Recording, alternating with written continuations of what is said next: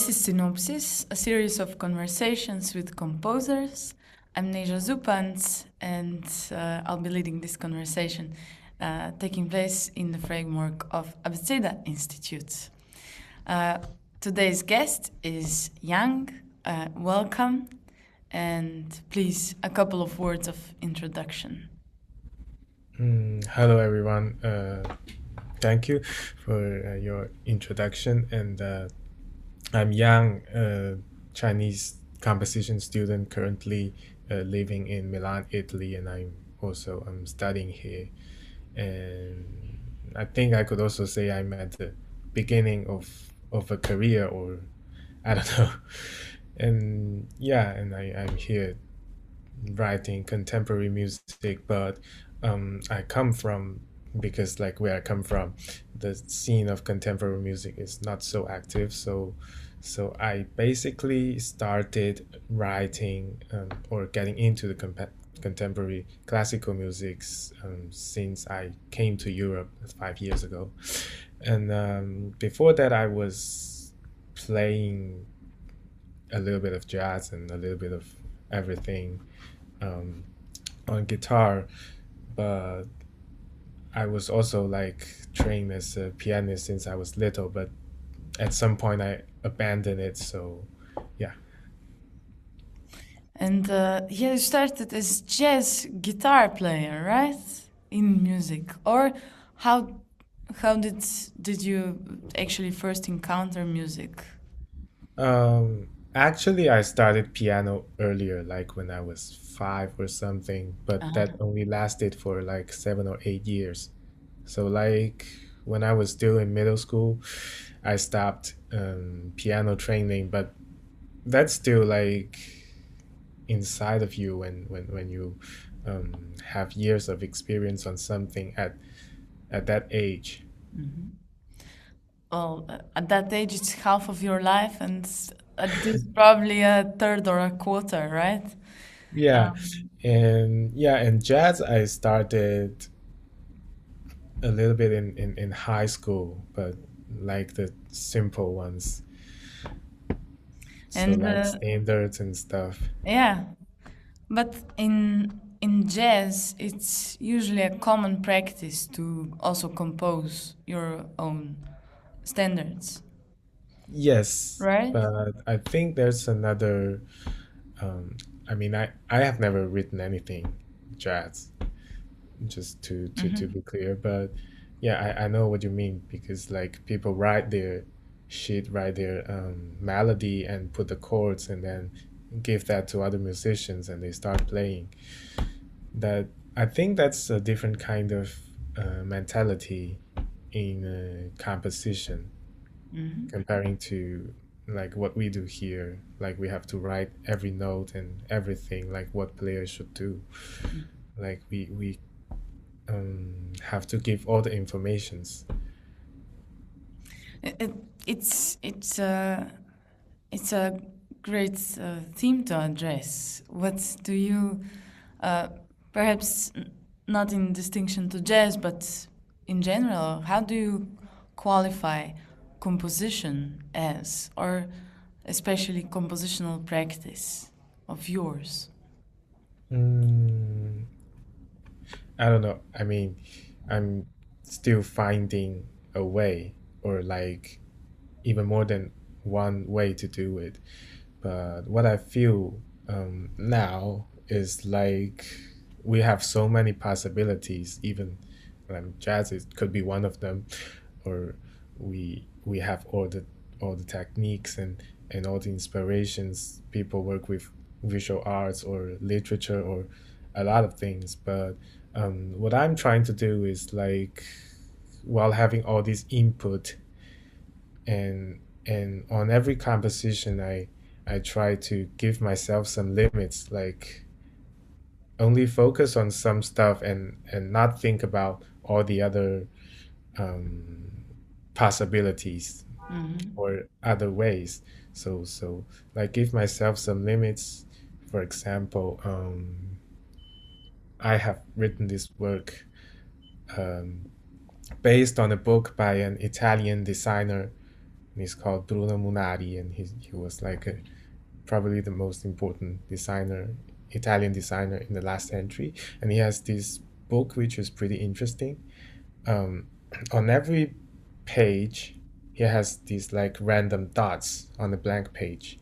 It's completely random. You don't find anything regular, and each page he finds a different way to connect the dots, the black points. So so how to say, to give it some sense, to give so like each page it is different, and then at the end he has this explanation. I'm not sure if it's written by him or some other people, like the random dots, it's like the limit that he gives himself. So he was able to create something based on this how to say, uh, hmm, on these random dots that seem to be pointless, like seem to makes no sense. And I think that's also what I'm trying to do here. So yeah. And in choosing a place to study, you got straight to Italy. How come it's a I mean, I'd love to discuss further on Yes. on your composition use, but it is a certain very important place of origins of Western classical music.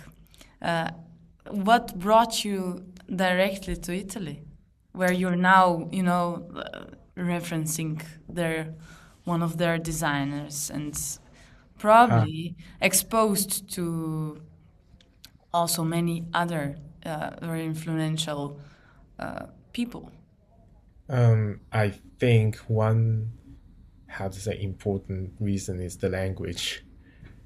Yeah. It seemed to be makes no sense, but like for me, studying music in one place means also um, living in a place, living in a Yes. country, and you have Yeah. to eat there, you sleep there, you talk with people there, Yeah. and everything. And Wait, the language or the food? Let's be honest.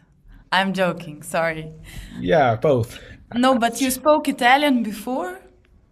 No, that was the time I decided that I have to go abroad after high school, and there were these options, and I thought, like, you study music, you have to go to its origin, so it must be, I don't know, France, Germany, Austria, Italy, you know, and so I started taking courses in French and in German and Italian, and at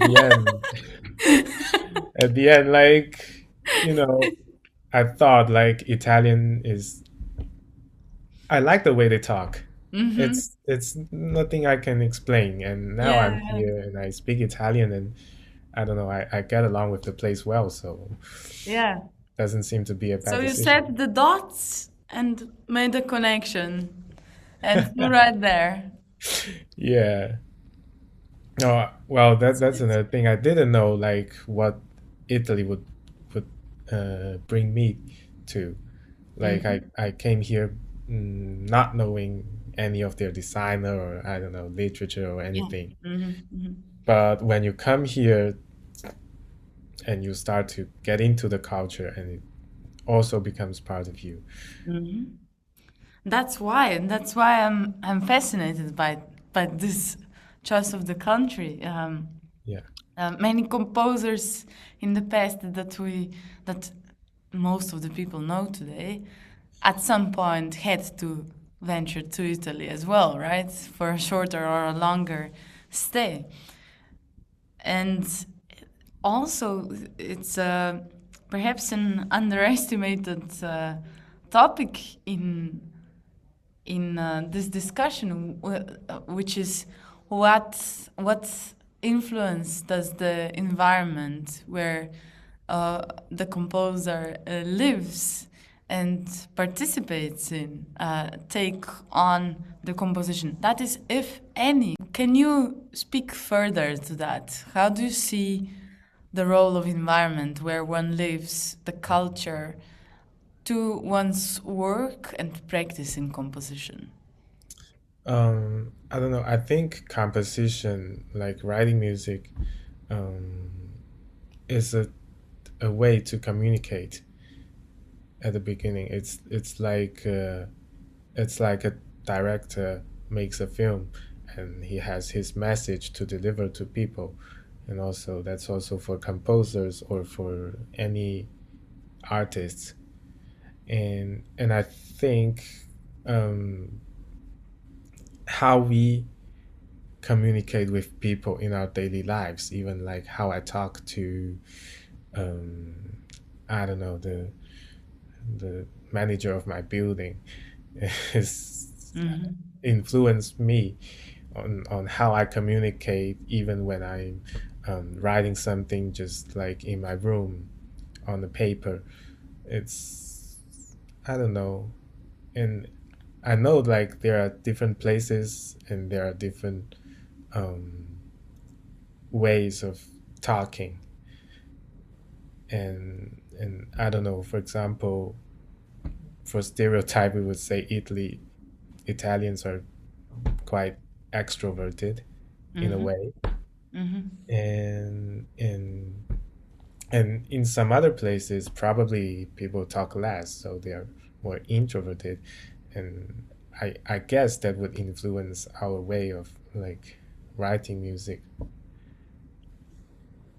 Are you saying that Italian composers write more or more densely? Like what is? I'm sorry. I don't No, know. no, but partly a joke, partly Yeah. asking this. Would you extend this correlate that far?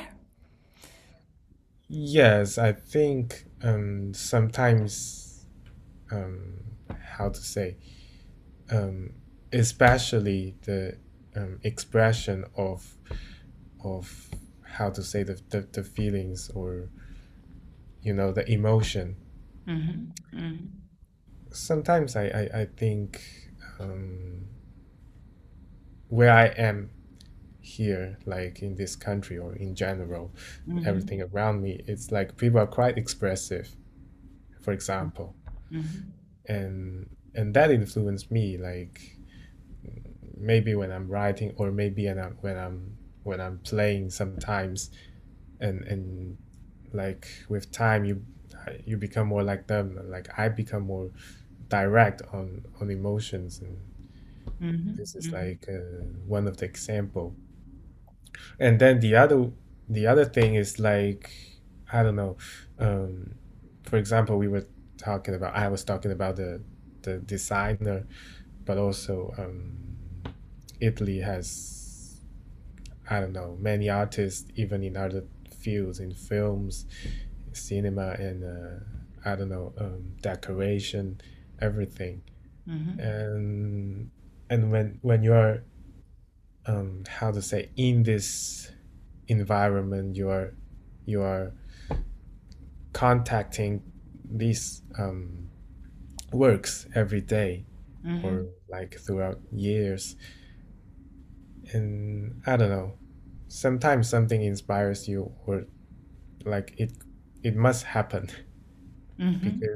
because I am here, even though I come from another place, but for for 5 years I'm here, so 5 years I am, how to say, um, getting influence from Italy, and it's the same time that I'm not getting influence from where I'm from, my original place, because Yeah. I don't know what's happening there in these 5 years, and I don't know.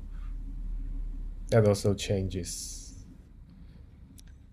Yeah, and it's the subliminal influence, I guess, in the Yes. end, that is also very powerful from radiating from where you are. Already in this series of conversations, the subject we touched upon in the last couple was human nature, and my question is always, what is your understanding? How do you think? What role does understanding of human nature play for a composer? And where we got to in previous editions was somewhere in the lines of there's always reception of one's compositions, and there's always sort of anticipation, prediction. Perhaps I shouldn't say always, but in many cases, anticipation or prediction of what influence will performance of a certain composition have on the ones that are listening. And I would like to connect this theme to the theme of the environment and where you are and who you are, what culture you are understanding and you're learning to understand. What are your thoughts on that? First of all, like the human nature, like you were saying, the audience would predict what's happening in the music, or the composer. The composer. Yeah, So- how do you think that, let's say, if I'm composing something, do you think my understanding of human nature in any way affects what I compose? And in what way? It depends. For me, I write in a way that it's quite, I don't know, like sometimes I just write. I just start to write for maybe 1 page, 2 pages, and in 1 hour, 2 hour, and after that, and I don't know, I don't remember anymore what was happening in that like 2 hours, because I was not like making a plan. I'm doing blah blah blah here, blah blah blah there, but that was like something that just came out at that moment, and I don't know. For example, if I write something right now at this moment, and something came out from 1 p.m. to 2 p.m., and it means that like this thing belongs to me at that time, is the output of me, but only in that hour. If I write something, I don't know, from 8 p.m. to 9 p.m., it's going to be something different. It must be. So I think it's also like a mirror for me writing, because I write in a way that how to say, I wouldn't say without a plan, because for something that lasts, I don't know, if a piece could be 8 minutes, 10 minutes, you need to have a plan. But many of the sections or pages, materials came out like directly from the inside. Like I don't know, but I guess it's a mixture of of how to say, emotion, feelings, but the other hand also the knowledge, and because you're always aware of the instruments you have and all the possibilities you have, and I don't know, what I usually do is just like to be instinctive within that, how to say, knowledge or the rational part of composition. And perhaps that is what makes it so often when this is the case so tricky to address that in language, right? True. And how do you cope with that then? Whenever you have to do something written, I guess this is a question often arising in, especially with uh, composers at their beginnings. Yes. So how do you treat language as such in then, how do you build this bridge between the composition and the language if you do it? Like the composition in the actual language or like And the music, and the and the music. language. Okay. Um, it is not easy. Yeah. So that is the thing because sometimes as students we are asked to do certain things. Yes. It's I don't know. It's sometimes you have to write um, for a diploma. I don't know, write a piece for a diploma, or sometimes you have to write because you are asked to write for using certain techniques and so that you can understand it, right? And and I don't know. I'm still on the way of finding like a real way to write only like what I'm thinking. But at this point, for example, I use the how to say the book of the designer, or on another piece, um, I draw the idea from poetry,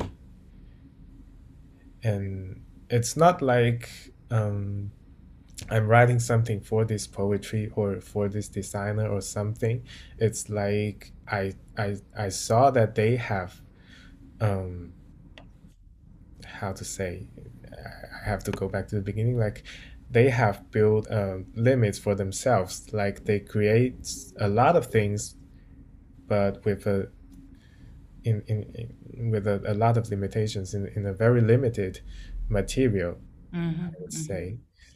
So mm, so when I'm doing something, it's like mm, I don't know. I sometimes I would block myself here for a couple hours or for a day, so something come out. Maybe not a lot, maybe just one pages, maybe not even one page, and like a few bars, and then afterwards, um, I start to like how to say relate myself to how other artists limit themselves and then create things based on that, and which is I think sometimes a rational process. Yeah. Which, if I understand you correct, is sort of out of control until you just practice. Just Yeah, just just do it. yeah, it's like jazz, for example. If I can extend a little bit, like now people got free jazz, or a lot of crazy stuff, and they're not playing on certain scales modes anymore, not like the standard jazz where you have a chord here and you can play this scale on this chord, and now they're not doing that anymore. But but musicians have to reach that after practicing a lot of, like, I don't know, scales, modes, like the materials they can play, and then at some point probably, if they're lucky, they go over the techniques that they practice. It Right. becomes like what they speak. Right. Yeah. So what is coming over the techniques that you practice. Yes. It's a curious theme. What do you see as I guess that is a part of what you see as an ideal, in composition or in Yes. instrumental practice. Yes. What else do you see like necessities for someone that is learning how to compose? Or someone that is composing in general? Or in your practice, what do you see as necessities like that one?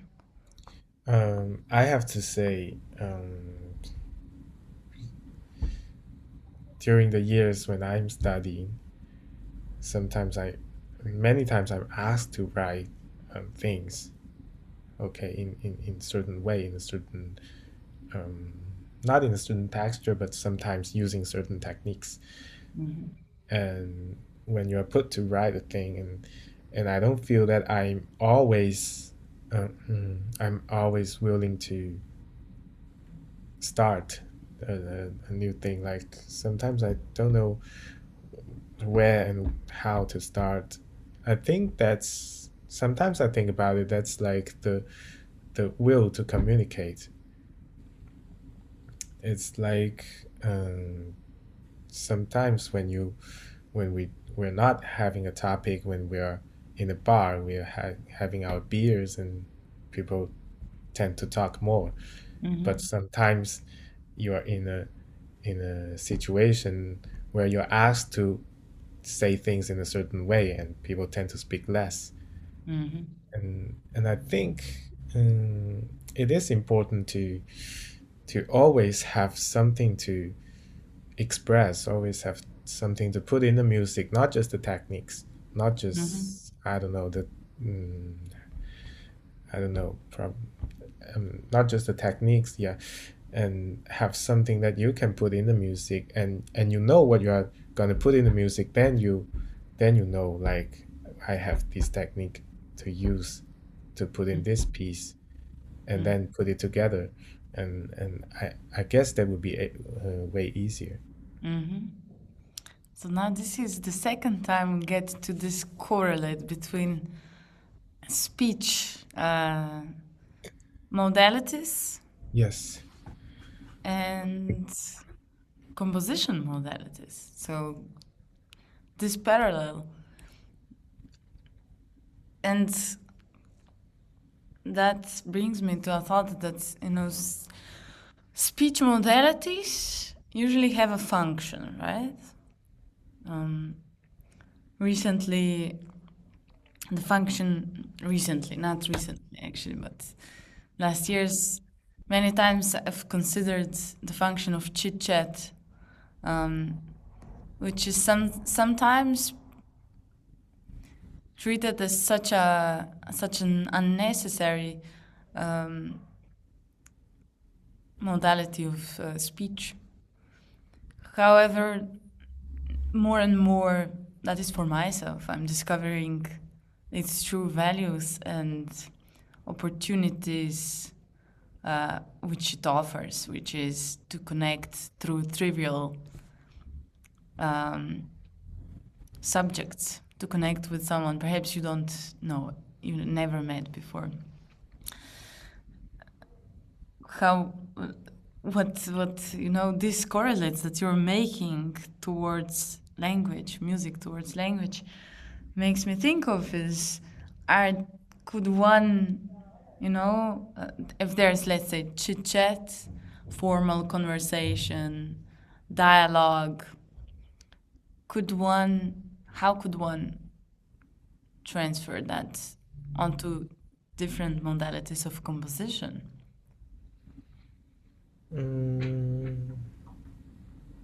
Well, first of all, I guess every composer has his way, or has her way to transform anything into composition. But for me, I don't know. For me, sometimes composing, it always feels like, probably that's that's the reason why I told you that when I was asked to write certain pieces in certain techniques, I didn't have the will to express, like I didn't have the how to say emotion part to put in the music, but only the technique part. Because sometimes composition to me feels like you're giving a speech to to a to a public, to an audience, which is like quite queen basically like the audience of the in a concert hall, you know. Like people are well dressed, suit and tied, and they're there to wait for what you're gonna say, and that is not a situation where, you know, you can get more, you can chill down, or because it's serious, and also what we write is serious, and all the process there is serious. It's like it's a bit ritual in a way, because you have to do it right. Did you say it's a big ritual? It feels a little bit ritual because, you know, you got people there sitting there seriously and wait for what's gonna happen, like wait for your music or whatever, and yeah, and they have expectations. Yes. It's well, but exactly that. If we continue on this path of correlates between music and language, between composition and language, I guess giving a speech would be only one of the modalities. Yes. And that was my question. What would then dialogue look like? If we avoid the, let's say, first obvious that now the listeners are also performers, which is something many people are attempting today. If we just consider it to stay in the mode where there's performers that are specialized for performing, and then there's people that come to listen to that. You know, that's what I'm addressing. Is it possible? Look, hypothetically, you make a piece that is as reactionary as the dialogue, but only one part, one side of it is sonified. And that is the part of the performers. So if, let's say, trombone player is performing the piece and people are listening, and there's what could create the this is the thought I'm entertaining. What could create the dialogue happening, or a correlate of a dialogue happening, if this was a speech before, what we addressed before? If this was the dialogue now, what would it, you know, where would it take place? This like how to make it happen, like yeah, in for the composition composition to be like a dialogue, yeah, but not a monologue or a speech. yeah. So I don't know, the audience, they have to take part in this case, right? But they always take part. Yeah, they always not take parts, and that's also I don't know, that's also a theme that's, I think, for contemporary music, because to be frank, now people wouldn't say, "Oh, let's celebrate my my birthday and let's go to see a concert of contemporary music of Ligeti." People don't do that, right? No. But in another way, people who go to the concert hall to listen to those pieces, people who attend the festivals, um, I think they are always quite involved in the music Mm-hmm. because it's not just any background music. No, it really draws your attention and makes you think about things Mm-hmm. and and and I think we got this audience where um, they go to this they follow contemporary music and they are quite capable to make their own judgment. They have their Mm-hmm. own Yeah. interpretation, and and but to make it a dialogue. Perhaps I'm speaking on an assumption that there's not a dialogue already existing. I Yeah, mean, I know.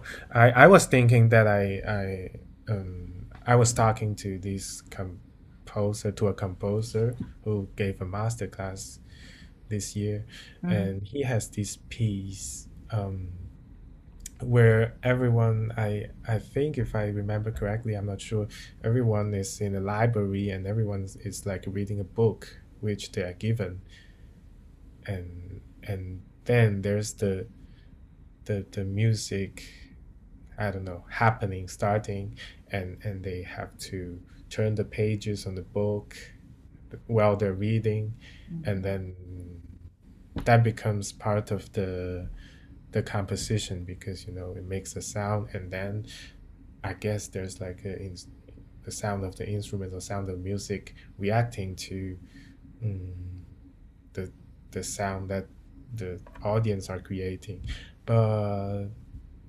probably also that is like the audience are asked to do certain things, so it's also composed what the audience should do.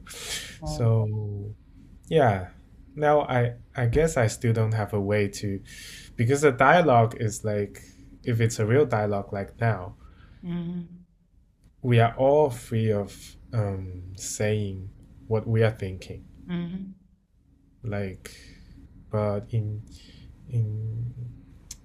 in a concert situation, I'm still not sure. Well, I don't know if you ever thought of that, but I've encountered this in many situations, which is the energy of the room where something is performed. Specifically, the energy of people that come to listen, of audience. Yes, yes, I'm now diverting from, the original quest, but what if there's always and this dialogue, but it's not a dialogue as we know in language, but as I said, a correlate that happens in a situation where music is performed. And the dialogue is, as I said, a correlate, perhaps something, one way to put it into words is the energy, the what energy is radiating from the audience, and what energy is radiating from the performers. Perhaps that's a sort of you know dialogue correlate that we could find. Just entertaining that thought here. But yes. So I'm yeah, sorry.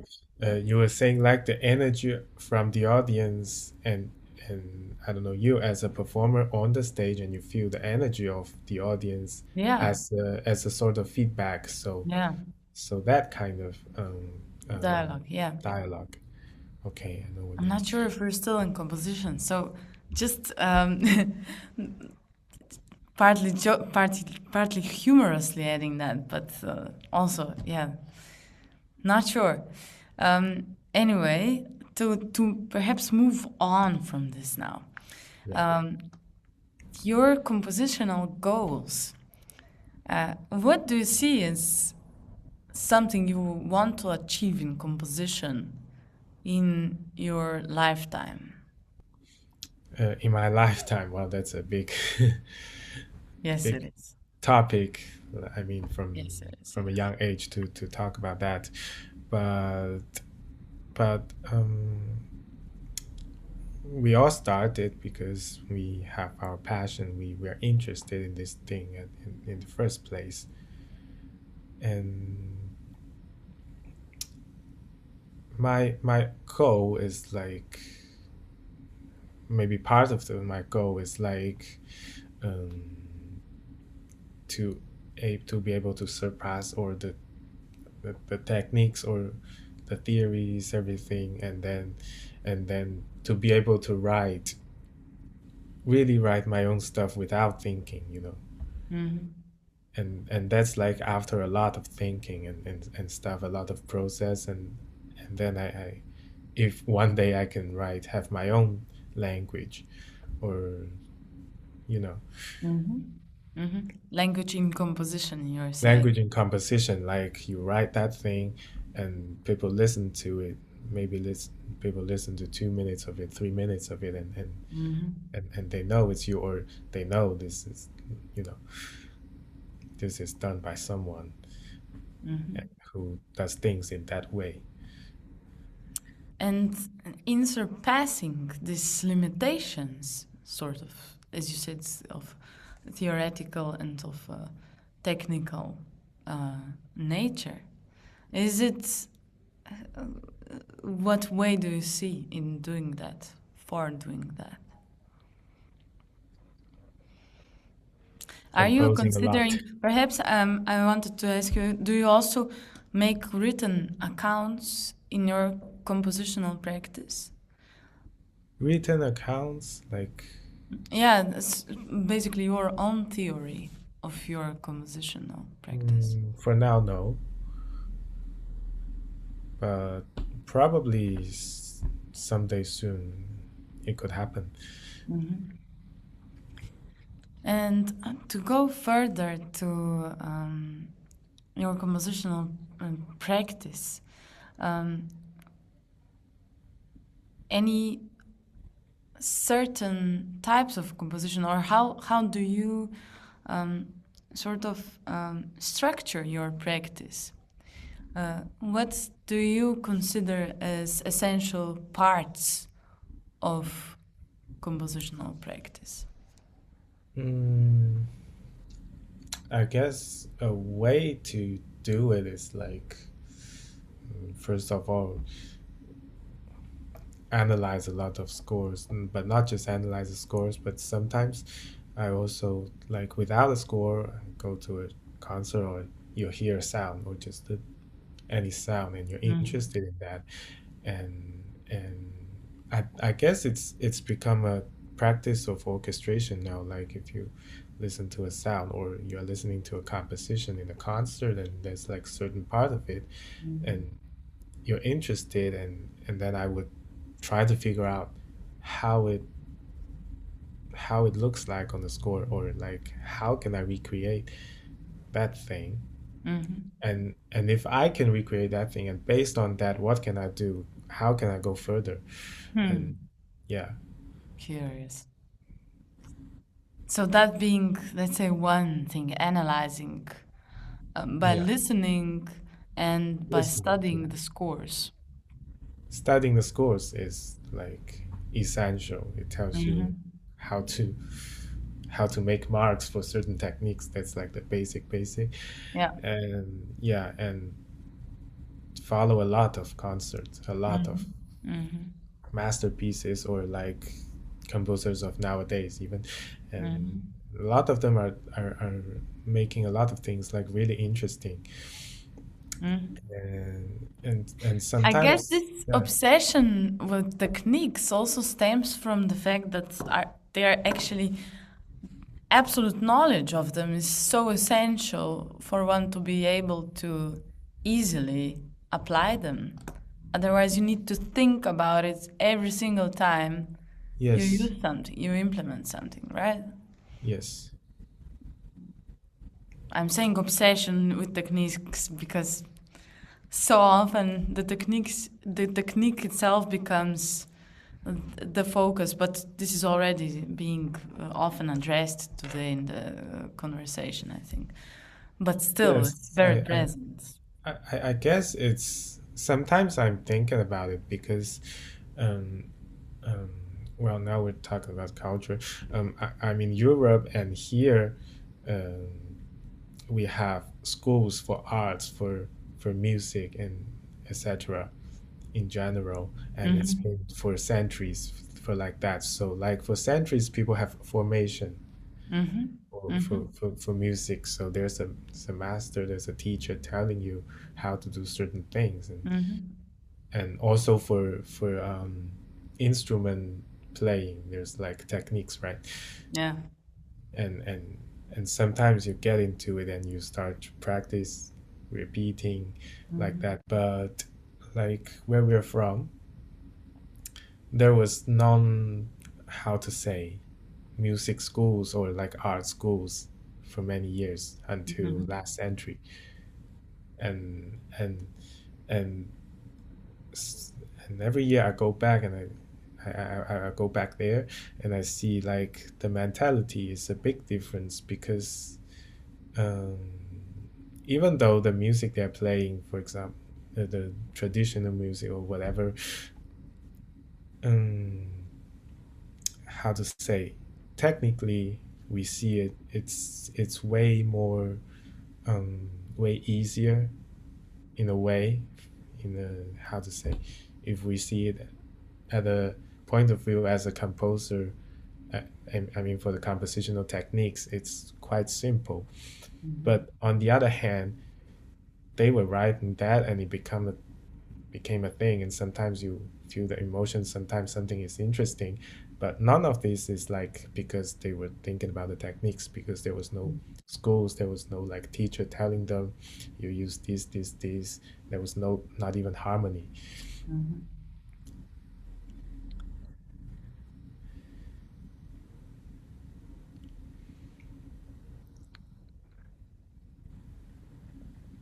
So to continue with the question on the, let's say, essential components of compositional practice, next to this analysis, what else do you consider to be a necessity there for a composer to develop ongoingly?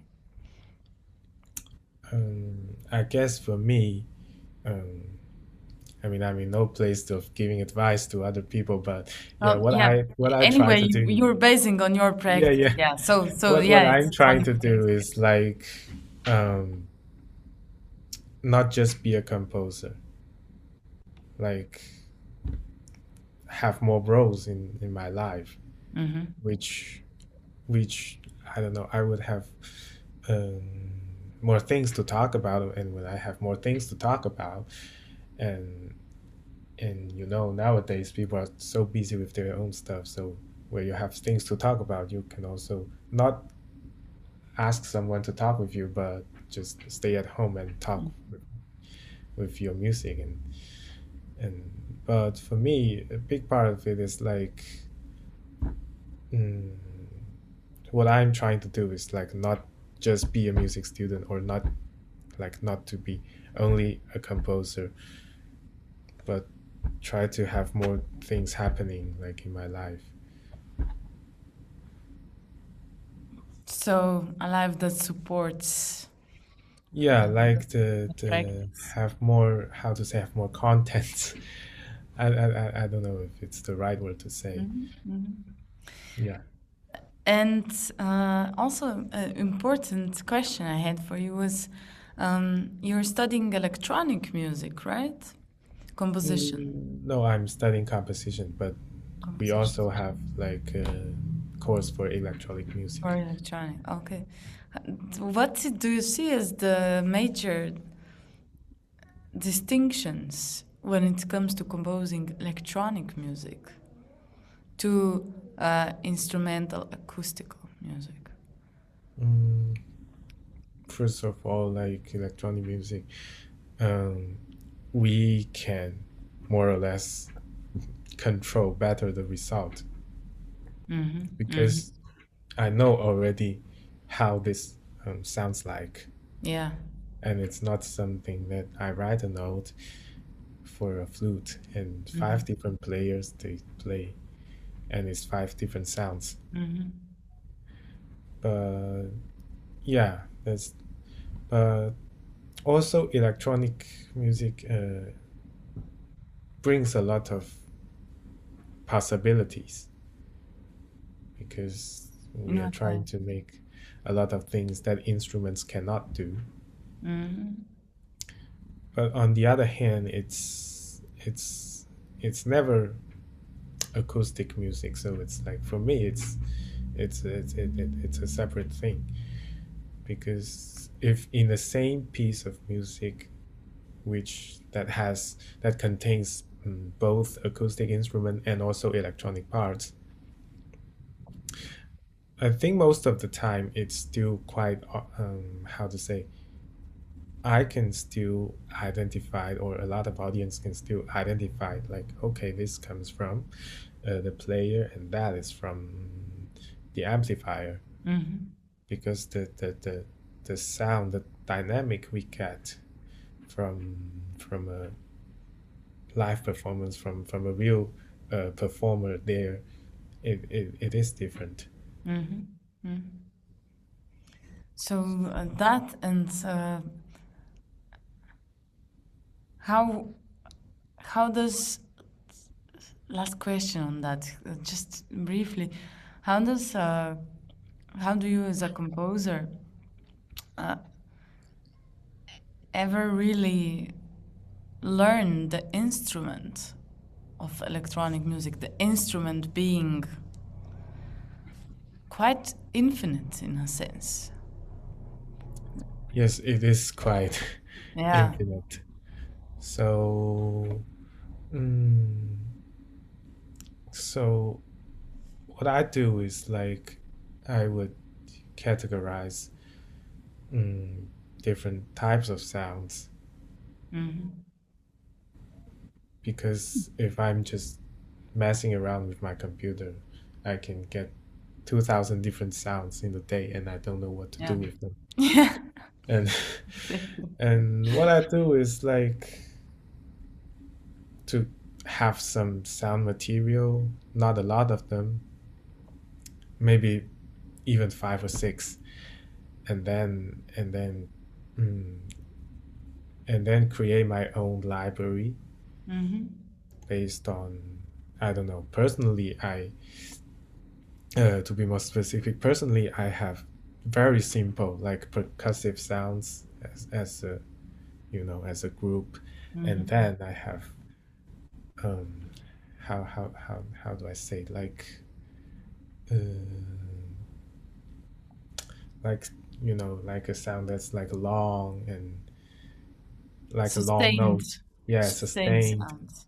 like sustained, but sometimes not sustained, but like something, you know, lasts long, like a river, and and and beneath that I have like two different, how to say, little categories for the long sound, which is like, one is um, noise, which you cannot know the frequency or the note if it's playing, and the other one is like, if it's playing certain notes or even quarter tones or any frequencies, but when it's there, and you recognize it, and and and yeah, and percussive sounds being like a lot of little sounds together, or just one attack. And I have like all the sounds in these little categories, and then I can dig into, for example, oh, this sound works well with that one, and if I put them together, or this sound works well with with a with one of the notes on the sax, and then I can study that because on these limited materials, and then I can how to say modify, transform the sounds to get what I need, but to make like little um, adjustment or whatever. So otherwise, the limit like the possibility is like too much for me. Yeah.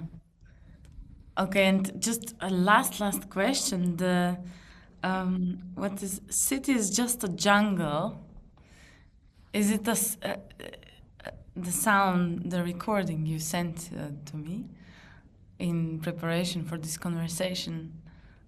Which city is it? I guess it's my original city because it's a place of 20 million people. So it's more similar to a jungle than anywhere. Yeah. Wonderful. Should have guessed it. Thank you for this, and I would like to, you know, even though this whole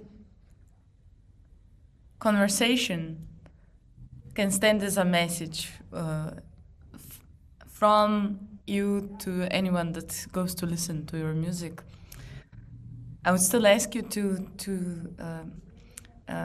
construct two short messages. One for anyone in the as yourself in the beginning of their compositional practice, or that is aspiring to do so, and a message for anyone that will, after this, at some point, somewhere, hear your music.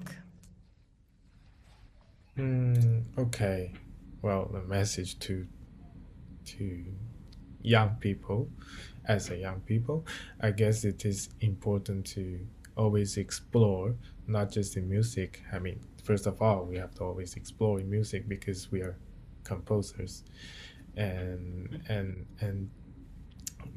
not just in music, which means always explore also in other things, in culture, food, whatever, language, anything. Yeah. Anything could be your music because yeah, this is the way it is. And to audience, I guess I guess because sometimes it happens to me that I go to a concert as an audience, and what I'm doing is not how to say enjoying or understanding or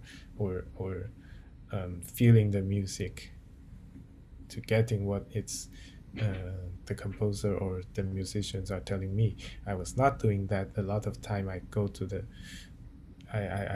concert hall, me being the audience, and at the end I was thinking, I was always analyzing, and that that became more important than the piece itself. But I guess it is sometimes important to, when we are in there, and to forget what we know and just to feel like the sound, what we are hearing. Wonderful.